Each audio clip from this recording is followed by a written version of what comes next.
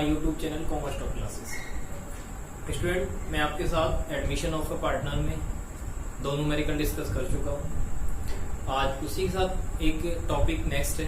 Class 12 में आपके पास एक पार्टनरशिप की बुक है, उसी का एक नेक्स्ट चैप्टर है एडमिशन ऑफ पार्टनर से रिटायरमेंट और डेथ ऑफ अ पार्टनर। इसमें क्या होता है स्टूडेंट, मैं आपको नॉर्मली बता देता हूँ।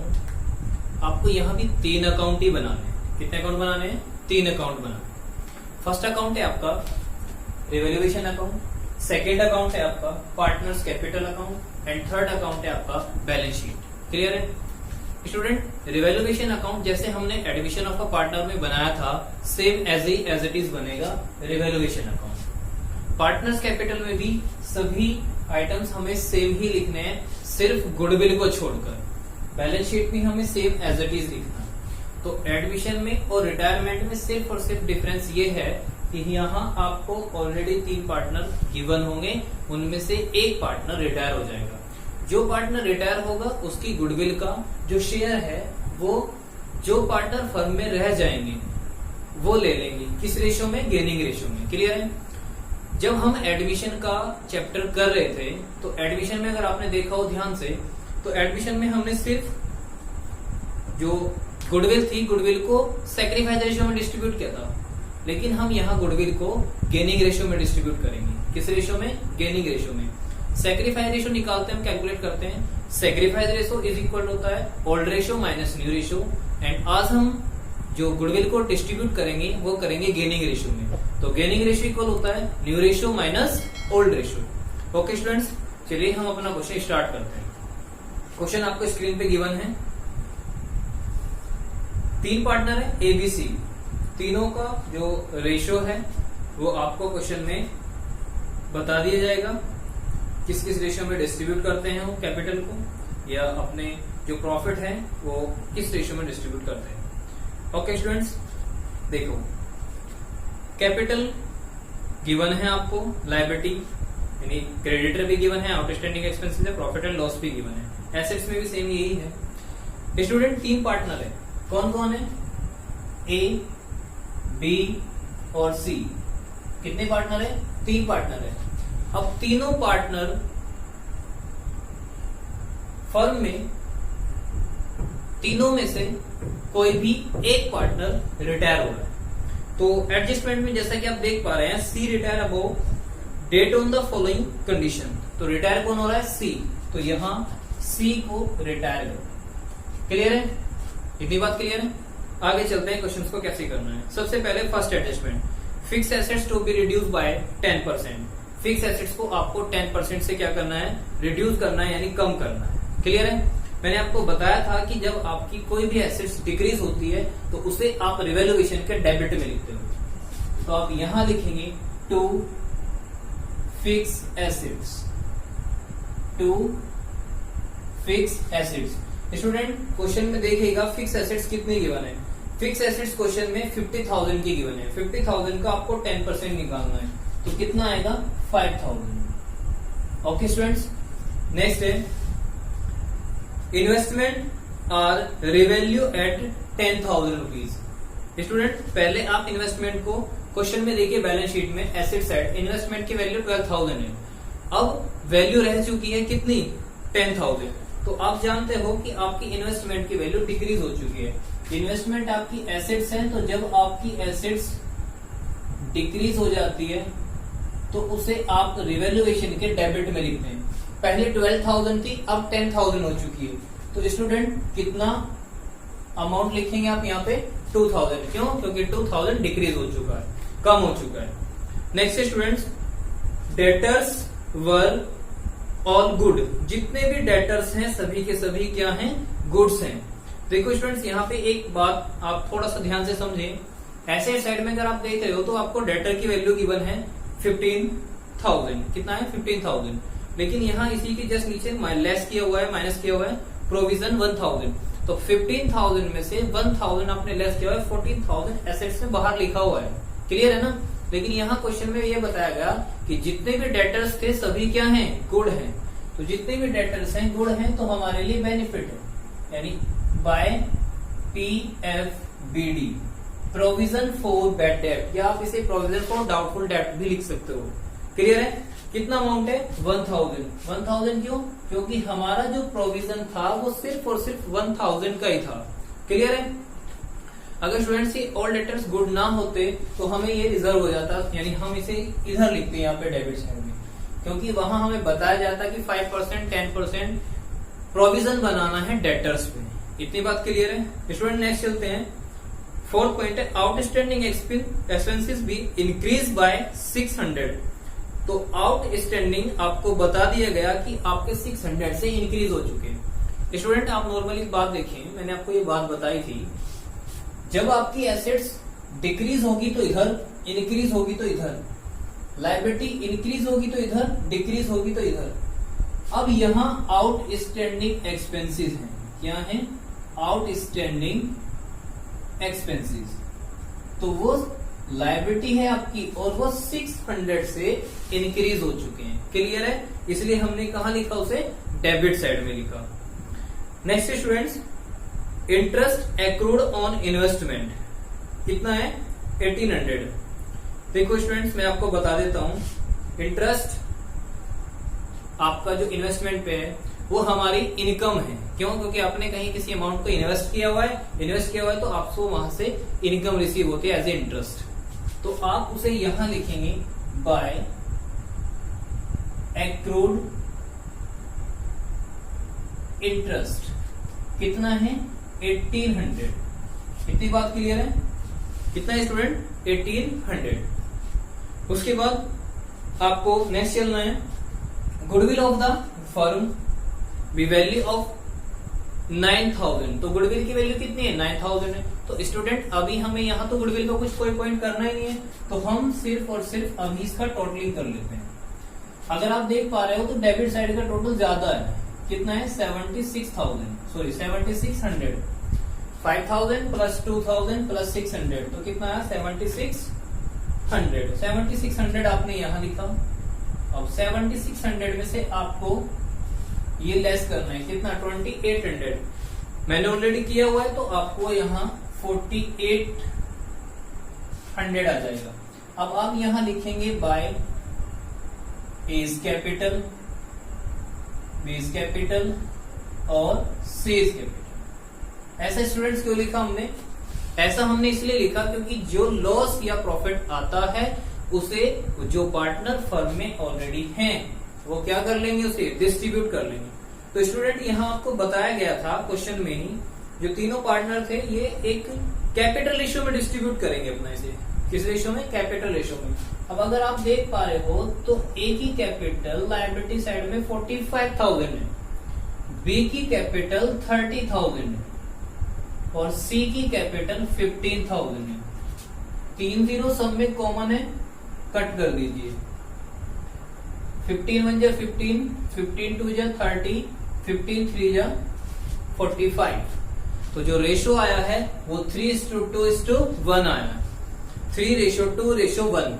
अब इसमें आपको डिस्ट्रीब्यूट कर देना इसे। तो यहां से ए का रेशो आ जाएगा 4800 इंटू 3/6, बी का आ जाएगा 4800 इंटू 2/6 और सी का आ जाएगा 4800 इंटू 1/6। अब स्टूडेंट आपके माइंड में ये तो नहीं चल रहा कि ये 6 कहां से आया? स्टूडेंट इनका टोटल 3 + 2 5 + 1 6। तो अब हम इसे अगर कट कर लेते हैं तो ये 8 टाइम कट होगा ना, तो 2400 यहां आएगा और 1600 यहां आएगा एंड 800 आपका यहां है। इतनी बात क्लियर है स्टूडेंट? चलेगा, हम यहां पे लिख देते हैं इन्हें 2400 ए, 1600 बी एंड 800 सी का। ओके स्टूडेंट्स, मैंने आपको कितने टाइम्स ही बताया हुआ है, अगर हमारा रिवैल्यूएशन का बैलेंस क्रेडिट आता है तो ट्रांसफर करना है डेबिट, डेबिट आता है तो ट्रांसफर करना है क्रेडिट। क्रेडिट आया ना, तो यहां लिखेंगे टू रिवैल्यूएशन अकाउंट। कितना है रिवैल्यूएशन का अकाउंट? ए का है 2400, बी का है 1600 और सी का है 1800। इतनी बात क्लियर है स्टूडेंट? नेक्स्ट चले, देखिएगा, सबसे पहले मैंने आपको पार्टनर्स कैपिटल अकाउंट में यहाँ सबसे पहले बताया हुआ है कि यहाँ लिखना है आपको बाय बैलेंस बीडी।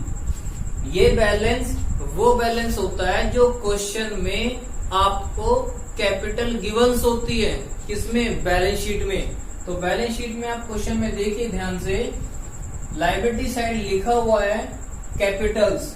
एक ही कैपिटल कितनी है, 45,000, 30,000 और 15,000। तो यहां लिखेंगे 45,000, 30,000 एंड 15,000, यही लिखा हुआ स्टूडेंट्स। नेक्स्ट है, आपको सबसे पहले यहाँ क्या करना है, अगर कोई क्वेश्चन में फंड है तो ध्यान से देखिए, लायबिलिटी साइड कोई फंड है, रिजर्व फंड हो, जनरल फंड हो, नहीं है ना, छोड़ देंगे। क्वेश्चन में प्रॉफिट एंड लॉस है, बिल्कुल है, तो प्रॉफिट एंड लॉस को क्या करेंगे, डिस्ट्रीब्यूट करेंगे। क्या करेंगे, डिस्ट्रीब्यूट करेंगे। तो स्टूडेंट अमाउंट है 15,000, तो 15,000 को वही 3:2:1 में डिस्ट्रीब्यूट करेंगे। कैसे, मैं बता देता हूं। जो ए का रिजर्व आएगा वो आएगा 15,000 इंटू 3/6। बी का जो रेशो आएगा वो आएगा 15,000 इंटू 2/6। सी का आएगा 15,000 इंटू 1/6। तो अब हम इसे यहां से कट कर लेते हैं स्टूडेंट। कट करने के लिए अगर मैं देख पा रहा हूं यहां पे, तो 6 2 जा 12, 3 6 5 जा 30। तो यहां से आया 7,500, यहां से आएगा 25 इंटू 2 यानी 5,000, और यहां से आएगा 2,500। तो 2,500, इतनी बात क्लियर है स्टूडेंट। तो मैं यहां लिख सकता हूं 7,500, 5,000 एंड 25,000। कितना, 25,000। ओके स्टूडेंट्स, अब जो मेन पॉइंट है वो पॉइंट ये है स्टूडेंट कि हमें गुडविल की कैलकुलेशन कैसे करनी। सबसे main point, calculation of goodwill. सबसे मेन पॉइंट किसके अंदर, रिटायरमेंट के। आप क्वेश्चन में ध्यान से देखिए, 6 पॉइंट में एडजस्टमेंट में लिखा हुआ है कि फर्म की गुडविल आपकी 9,000। तो गुडविल की वैल्यू कितनी है, 9,000। Clear student. अब क्वेश्चन में ध्यान से देखिए कि क्वेश्चन में कौन रिटायर हो रहा है, सी। तो सी का जो रेशो है वो है 1/6। तो सी का रेशो निकाल देंगे गुडविल में 1/6। सी का ही कंपलसरी नहीं है कि हमें सी का ही निकालना है, जो रिटायर होगा उसका रेशो निकालना है। तो रिटायर हो रहा है सी का रेशो है 1/6। अगर मैं देख पा रहा हूं यहाँ पे, तो इसकी जो गुडविल आएगी सी की, तो वो कितना आएगा, 1,500 रुपीज। तो सी का जो गुडविल का हिस्सा है वो कितना है, 1,500 रुपीज। अब स्टूडेंट आपको ध्यान से देखना है कि गुडविल को लिखना कैसे है, कब, रिटायरमेंट में। ध्यान से बताइए कौन रिटायर हो रहा है, सी। क्लियर है। तो सी को छोड़ दीजिए और बाय एज कैपिटल और बाय बेस कैपिटल। मतलब जो पार्टनर रिटायर हो रहा है उसका नाम नहीं लिखेंगे यहां, लेकिन अमाउंट उसके कॉलम में ही लिखेंगे। अब ए का रेशो और बी का रेशो क्लियर है। कैसे, सी की जो गुडविल है वो 1,500 रुपीज है। तो इस 15 में से ये रिटायर हो गया। देखो ध्यान से सुनना मेरी बात को, आप सभी बहुत ध्यान से देखें। जो ए है, बी है और सी है, तो तीनों का रेशो है 3:2:1। कौन रिटायर हो रहा है, सी। तो सी रिटायर हो चुका है, बचा कौन, ए एंड बी। रेशो क्या बचा, 3:2। तो जो सी का पार्ट है यानी गुडविल का 1,500, इस 1,500 को डिस्ट्रीब्यूट करेंगे जो रेशो रह गया ओल्ड पार्टनर का, स्टूडेंट इसे ही हम गेनिंग रेशियो बोलते हैं। क्या बोलते हैं? Gaining ratio. एक बात और, अगर क्वेश्चन में ओल्ड रेशियो और न्यू रेशियो गिवन हो तो तब आप गेनिंग रेशियो को कैलकुलेट करेंगे। कैसे? New ratio minus old ratio. लेकिन यहां रेशियो गिवन था 3:2:1, 3 यानी सी रिटायर हो चुका है, तो जो ए और बी बचे वो 3:2 रिमेनिंग बच जाता है आपका। तो इसी में हमें इसे डिस्ट्रीब्यूट कर देना है, 3/5 और 2/5। 5 कैसे? 3 + 2, तो 3/5 और 2/5। Clear student? तो यहां से 300 × 3 900, 300 × 2 600। अब मैंने बताया था कि जो पार्टनर रिटायर होगा, जो पार्टनर क्या होगा? रिटायर होगा, उसके कॉलम में लिखेंगे, लेकिन उसके नाम से नहीं लिखेंगे। किधर? Credit side. तो 900 ए लेगा और 600 बी। यही गुडविल का पॉइंट खत्म नहीं होता। गुडविल का पॉइंट रिटायरमेंट में यही खत्म नहीं होता कि हमने उसे डिस्ट्रीब्यूट कर दिया और जो रिटायर हुआ है उसके कॉलम में लिख दिया उसके अदर नाम से, जो पार्टनर रह चुके हैं फर्म में, जो रिटायर हुआ उसके कॉलम में। लेकिन इसे आपको इधर भी लिखना है। बताइए कौन रिटायर हो रहा है? सी। तो इधर सी के नाम से ही लिखेंगे, सी कैपिटल। किसने शेयर लिया? ए ने 900 और बी ने 600। इतनी बात क्लियर है? ए ने कितना रेशो लिया? 900, बी ने कितना लिया? 600। फिर ध्यान से सुनिए गुडविल को। जो पार्टनर रिटायर हो रहा है सबसे पहले गुडविल में से उसका रेशो निकाल लेंगे, जितना भी उसका रेशो है। उस रेशो को निकालने के बाद जो गेनिंग रेशो रह जाता है आपका, उस गेनिंग रेशो में उस गुडविल को, यानी जो न्यू पार्ट जो रिटायर हो रहा है उसकी गुडविल को हम गेनिंग रेशो में डिस्ट्रीब्यूट कर लेंगे। जो हिस्सा निकाला है उसका, उसी हिस्से को। जो रिटायर हो रहा है क्रेडिट साइड में तो उसके कॉलम से लिखना है, लेकिन उसके नाम से नहीं लिखना। सी रिटायर हो गया, बचा कौन? ए और बी। ए और बी के नाम से लिखना है, जो रिटायर हुआ है उसके कॉलम में। डेबिट में क्या लिखना है? जो रिटायर हुआ है उसके नाम से, जिसने लिया है उसके कॉलम में। क्लियर है स्टूडेंट? आगे चलते हैं स्टूडेंट। इतना पॉइंट क्लियर हो चुका है हमारा। इसके अलावा कोई भी पॉइंट नहीं है क्वेश्चन में, तो अब हम टोटलिंग कर लेते हैं। तो टोटलिंग करने के बाद 15, 17 और 15 यानी हमारा यहाँ पे 19,000 हो जाता है। 19,000 क्लियर है? उसके बाद यहां से 35,000, यहां से हमारा कितना हो जाता है? 47,500, 47,500, 35,000। क्लियर है स्टूडेंट? चलिएगा लेस कर लेते हैं स्टूडेंट। 19,000 में से 800 लेस कीजिए। लेस करने के बाद जो वैल्यू आएगी उसे लिखेंगे हम 18,200। स्टूडेंट ध्यान रहे, जो पार्टनर रिटायर हो रहा है, मेरी बात को ध्यान से सुने, जो पार्टनर क्या हो रहा है? रिटायर हो रहा है, उसका जो बैलेंस आएगा उस बैलेंस को टू बैलेंस सीडी नहीं लिखना है, उसे लिखना है जो उसका नाम है सीज लोन। क्लियर है? मतलब उस बैलेंस को उसके लोन के नाम से लिखना है। क्यों लिखना है? क्योंकि जो जितना भी बैलेंस उसका बच जाता है वो उसके लोन अकाउंट में ट्रांसफर कर दिया जाता है। क्लियर है? हम यहाँ पे लेस कर लेते हैं 35,000 में से हम इस वैल्यू को क्या कर लेते हैं? लेस कर लेते हैं। तो यहाँ आएगा 32,800। 47,500 में से हमें लेस करना है, सॉरी यहाँ पे 45,700 नहीं आएगा, 45,000 प्लस 7,500, तो ये आएगा 52,500।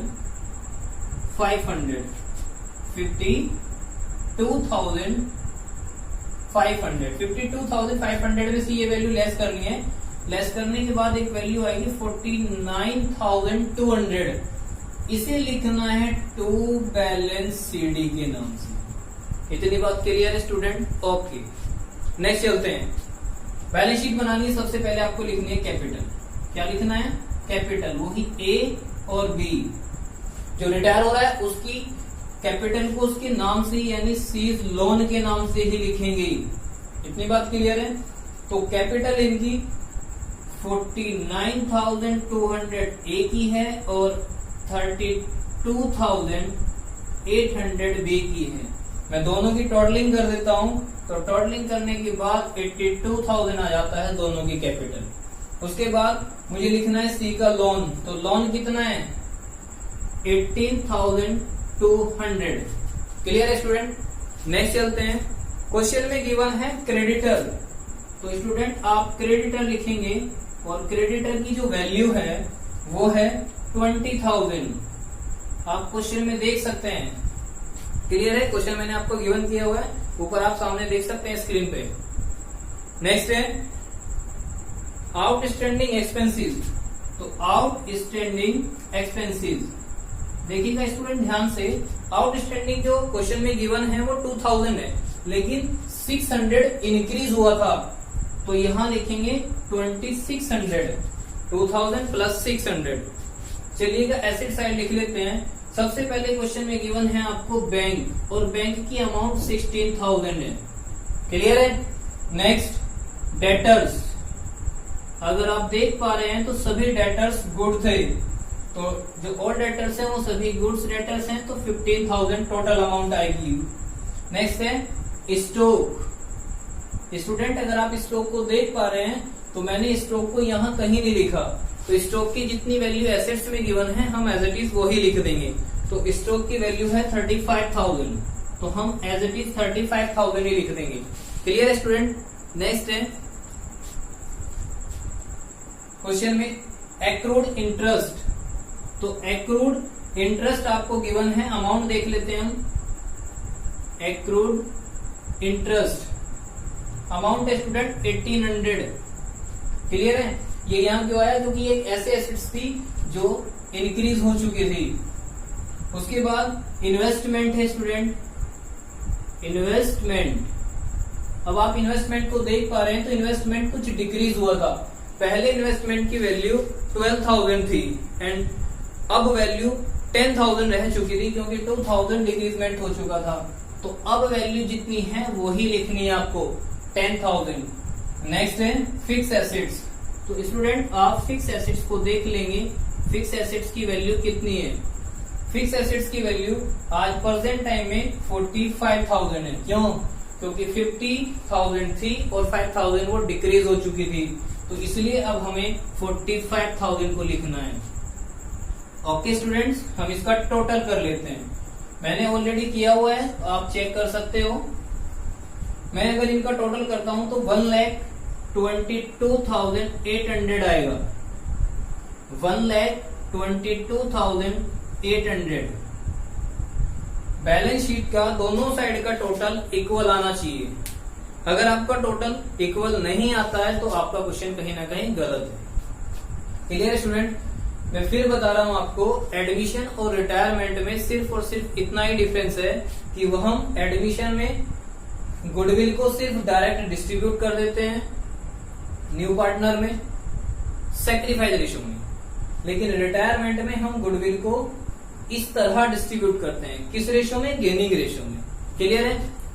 आई होप कि आपको ये क्वेश्चन बहुत अच्छे से क्लियर हुआ होगा। तो आप इस क्वेश्चन को दोबारा भी देख सकते हैं, रिपीट कर सकते हैं, लेकिन वन टाइम ही समझ आ गया होगा। मुझे ऐसा लगता है कि मैंने बहुत अच्छा पढ़ाया, आपको बहुत अच्छा समझ भी आया होगा। तो आप मेरे चैनल को सब्सक्राइब कीजिए, लाइक कीजिए और ज्यादा से ज्यादा शेयर कीजिए, ताकि मेरा मोटिवेशन बढ़ता रहे। मैं आपको नेक्स्ट वीडियो प्रोवाइड कराऊं जल्द से जल्द और आपको जल्दी से जल्द डाउट क्लियर हो। Students, okay, thank you.